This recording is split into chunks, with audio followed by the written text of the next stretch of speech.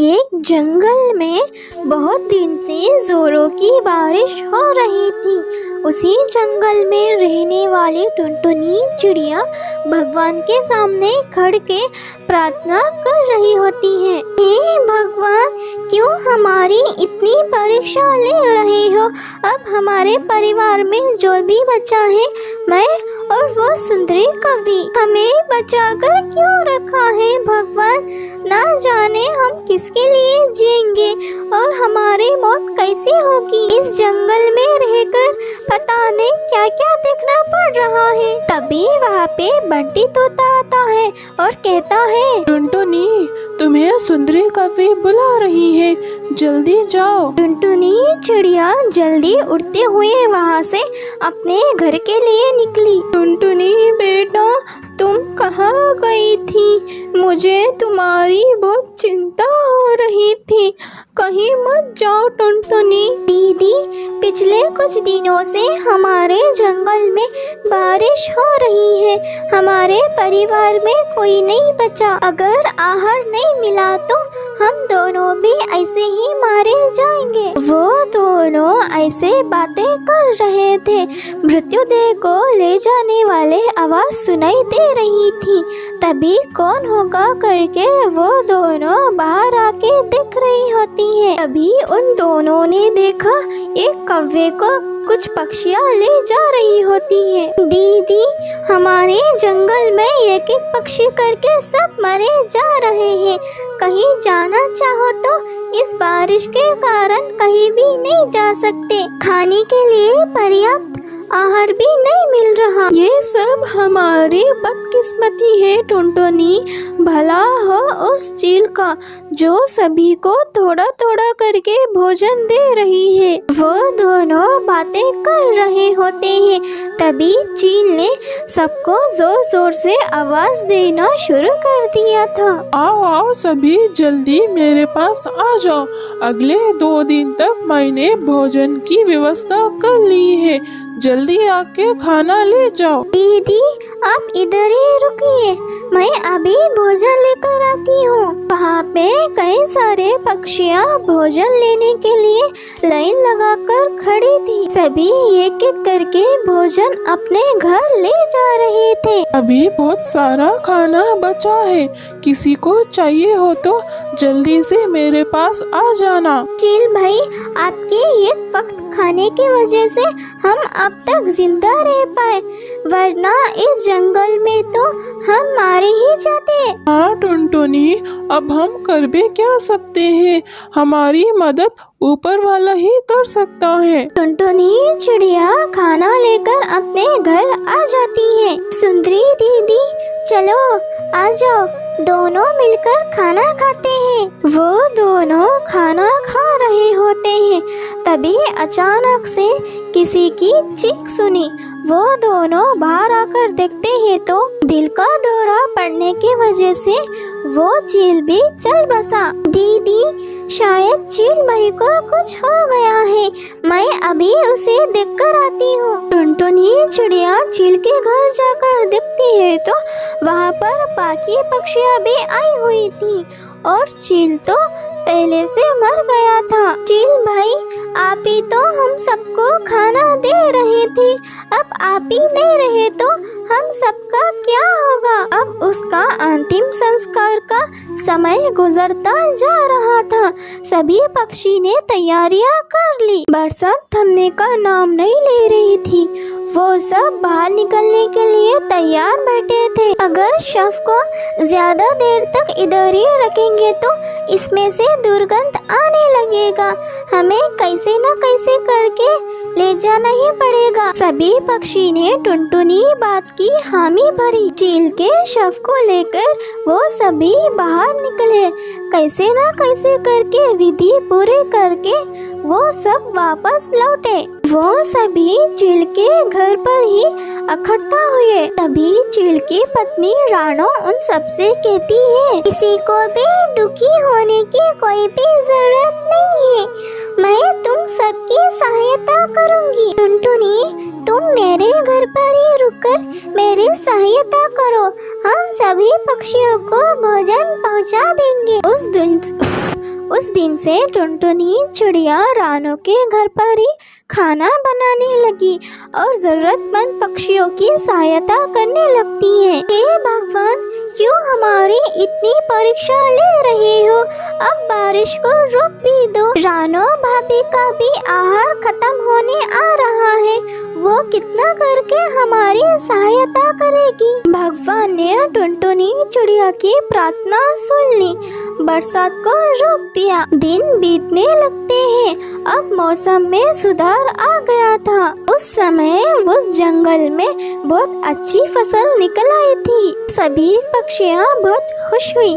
सभी ने यही सोचा कि भगवान ने भले ही उन सभी पक्षियों को दुख दिया हो, आखिरकार उसी भगवान ने सभी पक्षियों को उनकी खुशी लौटा दी। एक जंगल में एक जादुई चूड़ियों का पेड़ था।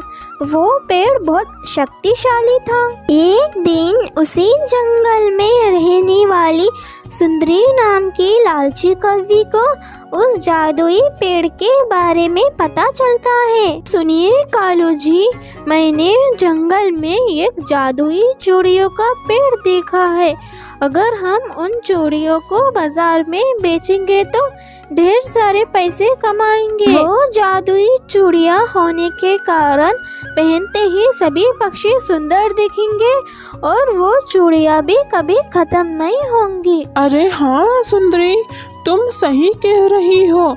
इस तरह हम जादुई चूड़ियाँ बेच के तो अमीर बन जाएंगे। उसके बाद वो सुंदरी कौवी और कालू कौवा उस जादुई चूड़ियों का पेड़ के पास पहुँचते हैं। अरे वाह, इस पेड़ पर लगी ये जादुई चूड़ियाँ तो बहुत सुंदर है। हाँ तो कालू जी, होंगी ना, जादुई पेड़ है ना, इस पेड़ के चूड़ियाँ पहन के मैं तो सुंदर हो जाऊंगी। चलो चलो, अब हम इस जादुई चूड़ियों को तोड़ते हैं और इन्हें बेच के बहुत सारे पैसे कमाएंगे। उन दोनों की ये बातें सुनकर वो जादुई पेड़ बहुत गुस्सा हो जाता है और उन दोनों से कहता है, सुनो लालची पक्षियों, तुम दोनों की बातें मैंने सुन लिया। तुम दोनों पैसा कमाने के लिए मेरे जादुई चूड़ियों को तोड़ना चाहते हो, इसलिए मैं तुम दोनों को एक भी चूड़ी नहीं दूंगा। तुम दोनों यहाँ से चले जाओ। सुंदरी, ये क्या? ये पेड़ तो चूड़ियाँ तोड़ने से मना कर रहा है, अब हम क्या करेंगे? कालू जी, आप चिंता मत करिए, मेरे पास एक उपाय है, देखते जाओ अब मैं क्या करती हूँ। इतना कहकर वो सुंदरी कौवी एक कुल्हाड़ी निकालती है और उसे डराते हुए कहती है, ये देखो जादुई पेड़, इस चूड़ियों को मुझे तोड़ लेने दो, वरना इस कुल्हाड़ी से मैं तुम्हें काट दूंगी, फिर तुम हमेशा हमेशा के लिए खत्म हो जाओगे। तुम तो बहुत बेरहम और दुष्ट कवि हो। मैं तुम्हें ये जादुई चूड़ियाँ तोड़ने नहीं दूंगा, चले जाओ यहाँ से। सुनो जादुई पेड़, मैं आखिरी बार कह रही हूँ, अगर तुम मुझे ये चूड़ियाँ तोड़ लेने नहीं दोगे तो मैं इस कुल्हाड़ी से तुम्हें काट दूंगी। सुंदरी कौवी के बातें सुनकर वो जादुई पेड़ डर जाता है, वो चूड़ियाँ देने के लिए मान जाता है। कालू कौवा और सुंदरी कौवी उस जादुई पेड़ में से सारे चूड़ियाँ तोड़ लेते हैं और सारी चूड़ियाँ बेचने के लिए बाजार चले जाते हैं। ऐसे ही कुछ दिन बीत जाते हैं। एक दिन टुनटुनी चिड़िया और उसकी बेटी लाडो उस जादुई पेड़ के पास आते हैं। हे जादुई चूड़ियों का पेड़, हमें एक चूड़ी चाहिए, सुना है आपके चूड़ियाँ बहुत शक्तिशाली होती है।